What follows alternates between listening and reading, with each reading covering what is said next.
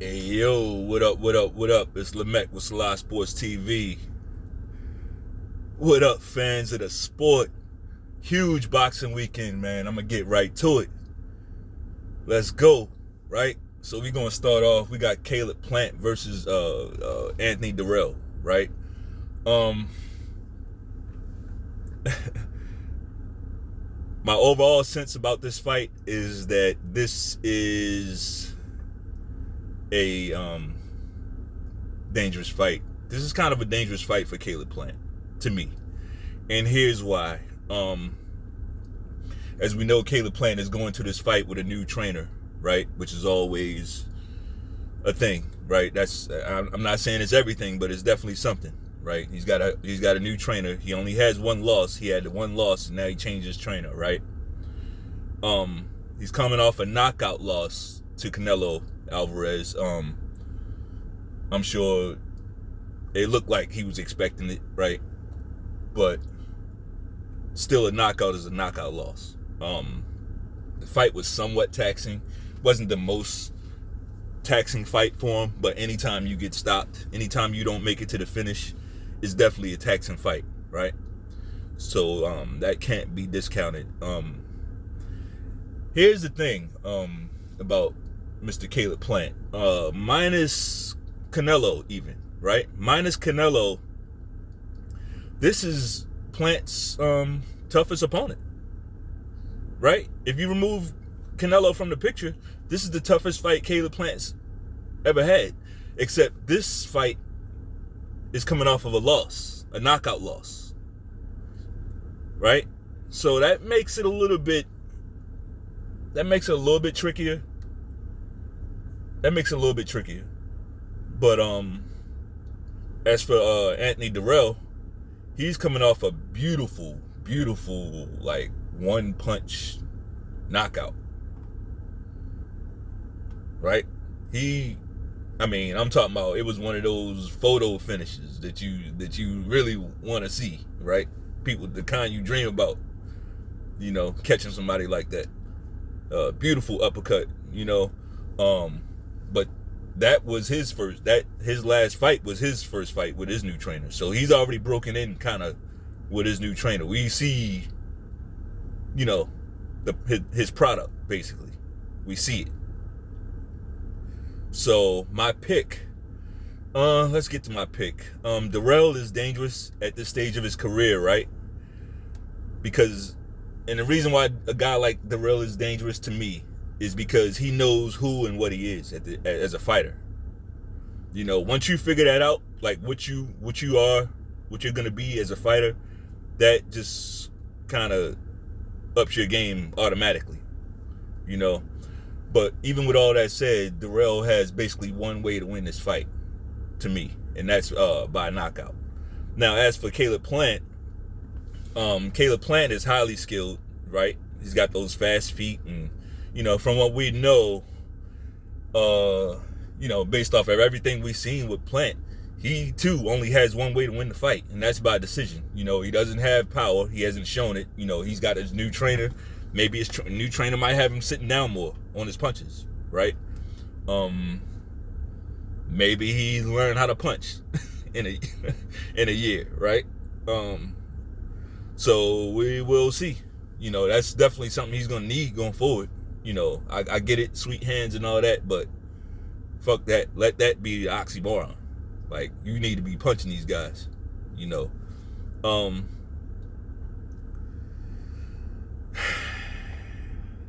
My pick, I'm going with Plant by split decision, right? I gotta go with Plant by split decision. I just think he has, I think his feet could keep him out of harm's way, right? And I've seen Anthony Dirrell get screwed on decisions before. So I got Plant by split decision. I am pulling for Dirrell, though. I gotta admit, I ain't gonna lie about that. Like, I really hope, I would love to see Anthony Dirrell win this fight. Next, let's go to Deontay Wilder versus Robert Helenius, right? Huge fight, big fight particularly for Deontay Wilder. Obviously, this is a wild card fight for me. mainly because of all the questions that I have about it. I got some questions about this fight. Is Deontay Wilder a shot fighter at this point? You know, is he shot?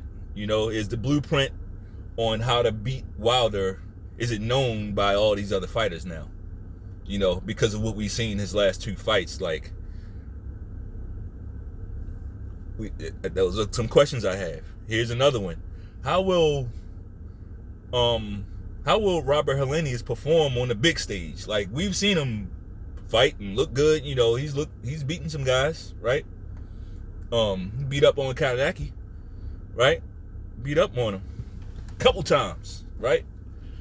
But how is he gonna look on the big stage against a guy like Deontay Wilder? Like, this is a bigger stage than anything he's ever had before. Like, a lot of times guys have frozen up on that stage. A lot of times guys have come out of the shell even more. So we don't know.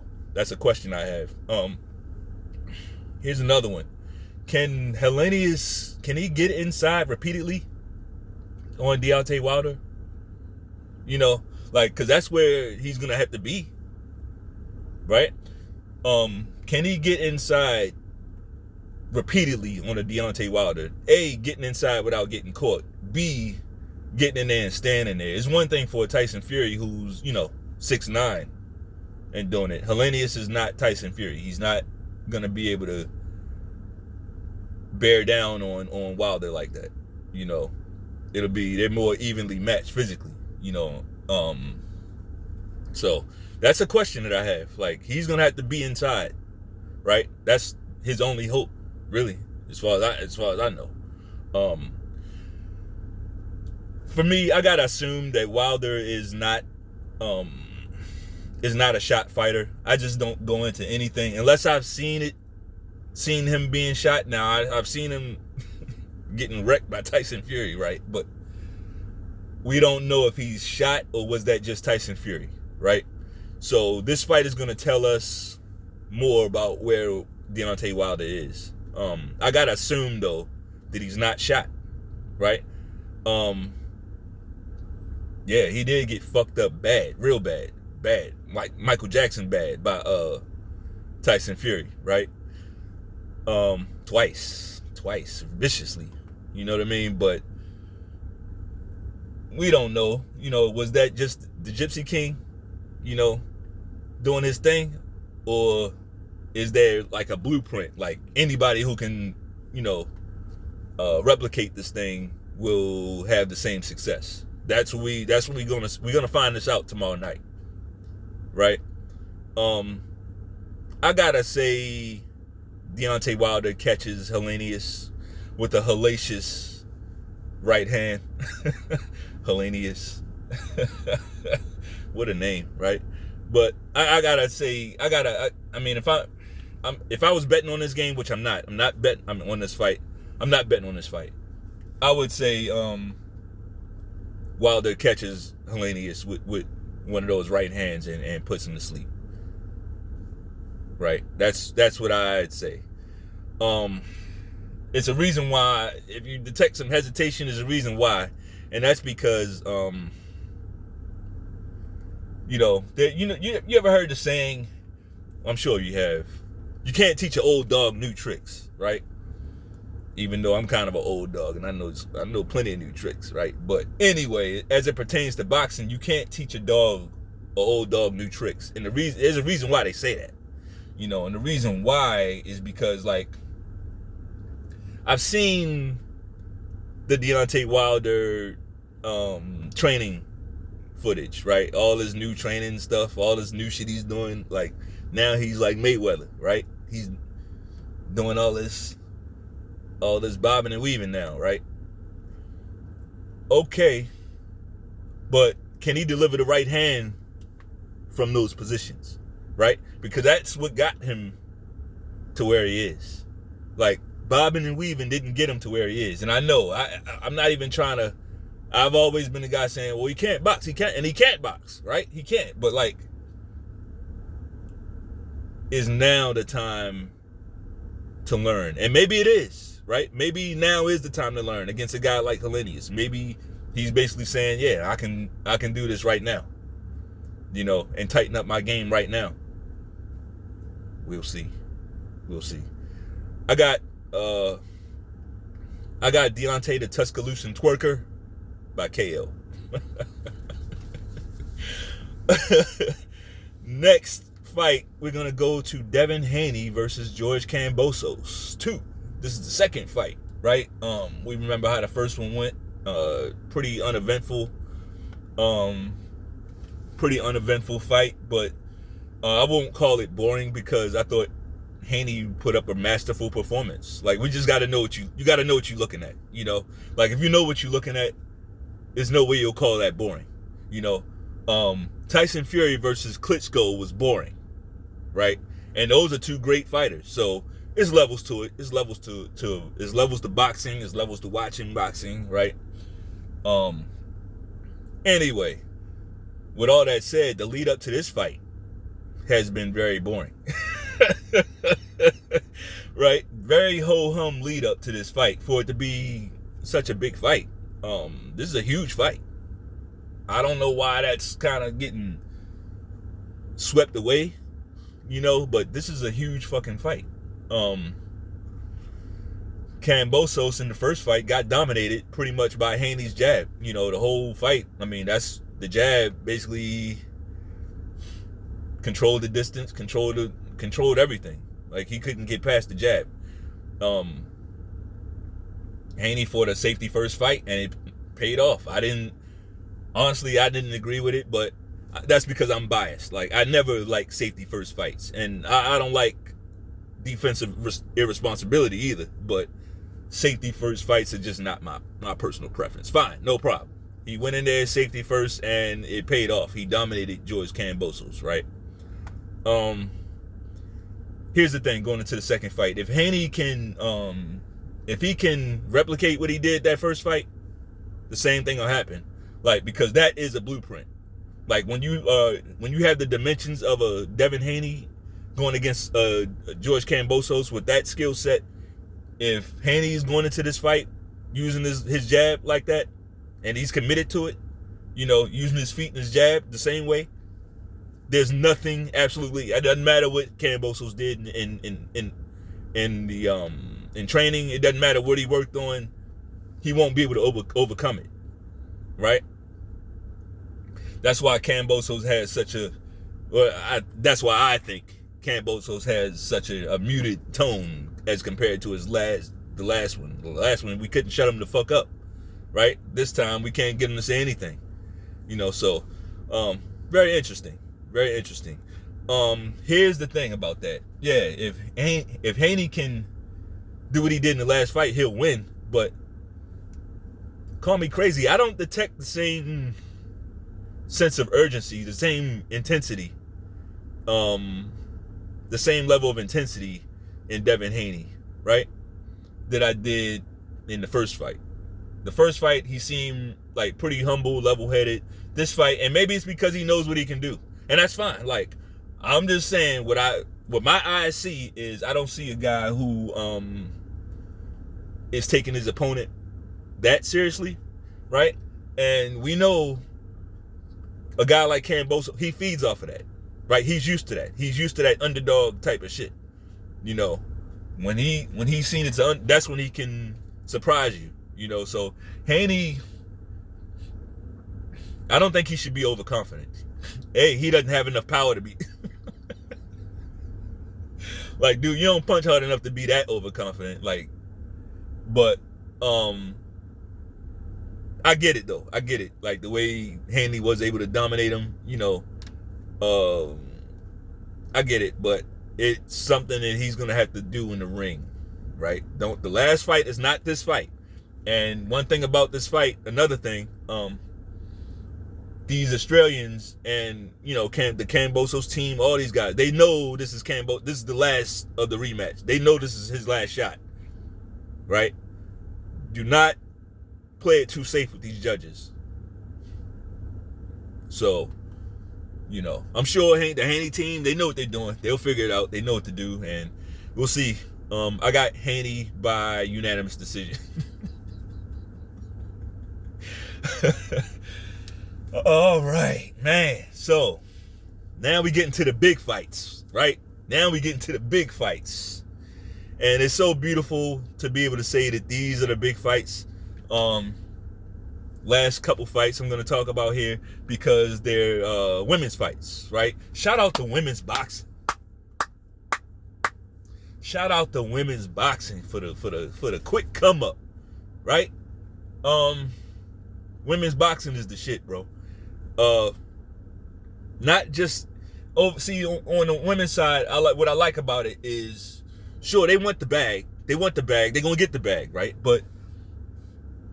And they want the belts. They're gonna get the belts. They want all the straps. They want the bag. All of that, right? But what I like about it is they're giving us the fights we want to see, right? They give us the fights we ask, the ones we ask for. Like, I get it, collect your belts, all that shit, right? Do what you want, but at the end of the day, give us the fights we want to see. And women's boxing is doing that. Shout out to women's boxing, right?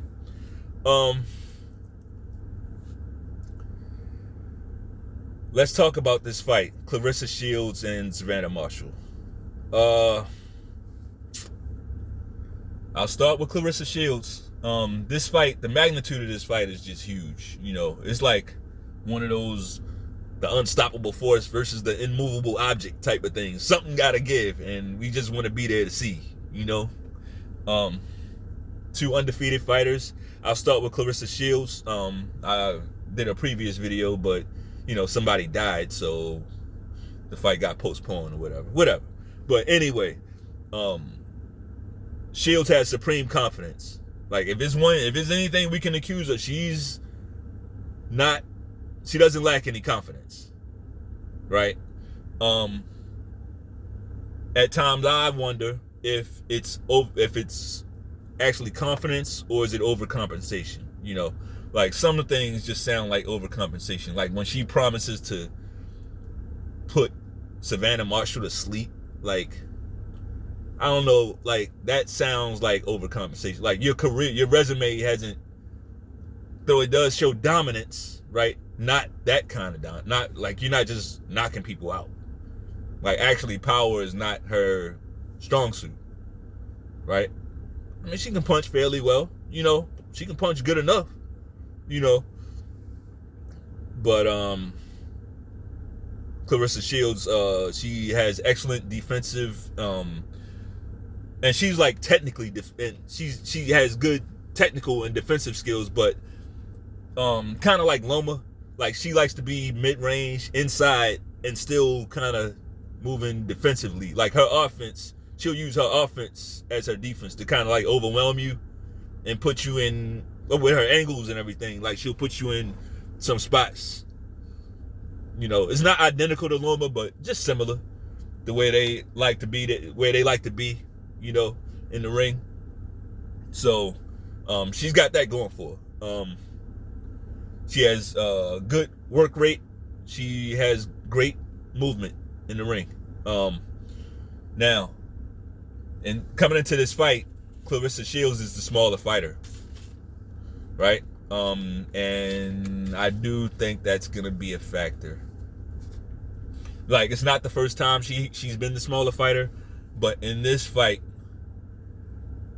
it will be a factor. Like I said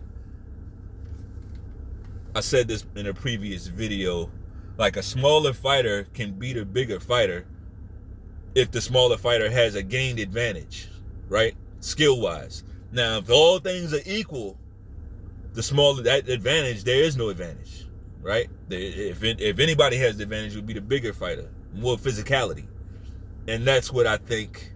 It's kind of like the Bivol Canelo type of thing, even though these women are closer in weight. So let's quickly go to Savannah Marshall. Savannah Marshall, and the elephant in the room is about Savannah Marshall is she will put your ass to fucking sleep. Tremendous punching power, right? Tremendous punching power. Like, and she doesn't have to throw her punches hard to hurt these girls. You know, that's the tricky thing about it. Like, she doesn't have to wind up to hurt you. She can throw it out there. She can just fling it out there, and like I've seen women get hurt by her, like by the craziest punches. So, yeah. And then the other thing is, Savannah Marshall has excellent feet. You know, she doesn't have the fastest hands, but she does have very good feet, right? And her fast feet and her movement is kind of the delivery system for her power. Like I said, she doesn't have the fastest hands, so something is getting those punches over. And what it is that footwork, right? She has great footwork. How I think this fight's gonna go. Honestly, I think Claressa Shields, this fight is gonna begin. Claressa Shields is gonna feel some power early. Like, she might even be blocking the punches, right? She might be getting the blocks up, but she's still gonna feel the power, and that's going to put her into an even more defensive state, right? I think that's gonna allow Savannah Marshall to pick up some rounds, and I think Claressa Shields will stage a comeback, right? In the midst of trying to come back, I see Savannah Marshall by stoppage. That's what I got. Okay. But I foresee a great fight, like a historical great fight, right? And that was the main event on the card. So finally, we're here. And I gotta do this fight last because, hey, fuck it. I chose to do this fight last. This is the fight I'm most interested in, okay? And this fight is Mikaela Mayer and Alicia Baumgardner, okay? This fight isn't the main event. Shields and Marshall are the main event on that card, but damn it, this fight is the main event to me, okay? This fight has everything, like tremendous skill, right? Tremendous like personality, of course, the looks, right? And these girls hate each other, man. I mean, no, they really hate each other. This ain't just for the bag. This is not just business. This is like, they really don't like each other. You know what I mean? Which always like makes for an entertaining fight. So, yeah, and I gotta tell you, man, like when they was at the face-off and they was hitting each other so much in each other's faces, they started rubbing nose, bruh. I almost lost one, bruh. Bruh, when they started rubbing noses, man. Yeah, so, and I ain't even in, you know, all that girl on girl shit, but whatever. But yeah, that I like that shit. I ain't gonna lie, something about it. Oh man. Anyway, on paper, this fight has a beautiful clash of styles, right? Mikaela Mayer, beautiful, like pure boxer. She likes to jab, you know, use the jab, work from the outside, use the jab and the footwork, you know, just a classical pure boxer. Now, I will say that she did show us something that Maeva Amadouche, in that Maeva Amadouche fight. Like, she showed us extra gear, you know, and I love when fighters show us an extra wrinkle, right? Just when we think we got them all figured out, like, yeah, she's just a pure boxer. Amadouche just gonna go in there and just manhandle her. No, she was planning on that, right? So, what does that say? Like, that says that Mikaela Mayer has that in her game. She can adapt, right? That's a huge skill in boxing. When you can add things, new wrinkles, like, that's good. Now, it helps when you're going against a fighter who's not as physically gifted. You know, I'll say now, Amadou, she's an athlete, right? But she's not the athlete that Alicia Baumgardner is, right? So we'll see. I do like Mikaela Mayer. She doesn't really have any weaknesses in her game. She's pretty solid at everything. So yeah. Now Alicia Baumgardner, she's if I could describe her, she's a very mean, very spiteful puncher, right? If the shot is there, she will get to it very quickly. She's very twitchy, right? She's very athletic. She likes to be in the mid-range. Like, she'll get in and out, but she's not gonna stay inside. That's the thing about Maeva Amadouche. Like, she will get inside. She wants to stay there, right? That's not really what Alicia Baumgardner does. She's not a tank, right? So she's more of an in and out, but she really wants to get you in that mid range to start hooking off. From there. Like I said, very spiteful, very selective puncher. She's not just winging a bunch of shots, giving you a bunch of openings. She's not doing that. She's very selective. Super twitchy, and she has good movement. Her movement isn't as obvious as Mayer, because Mayer is usually on the outside doing hers, right? So, yeah. How do I think this fight will go? I think, kind of like the last fight, I think Mikaela Mayer, it will take a little bit longer, but she will feel some power early. She will feel something early, but I think she's going to get caught with something early, right? I think she'll get hit with something early in that fight, and it'll kind of tilt the momentum, but what will allow Mikaela Mayer to keep fighting and keep going is her pure hatred for Baumgardner. Right? That will keep her in the fight, and they will trade some shots, right? And I also think that hatred is what's gonna get Mikaela Mayer knocked out by Alicia Baumgardner. Right? Once they start trading, I think Baumgardner has more in the tank and more more spunk on her punches, and I think she sends Mikaela up to the next weight class. Okay, that's what I got. I'm not gonna keep this video longer than it needs to be. It's already been long as fuck. But hopefully you liked it, and if you did, I want you to go ahead and get in and throw that shot to the like button's body. Throw that shot, slip the jab, and throw that shot to the like button's body one time.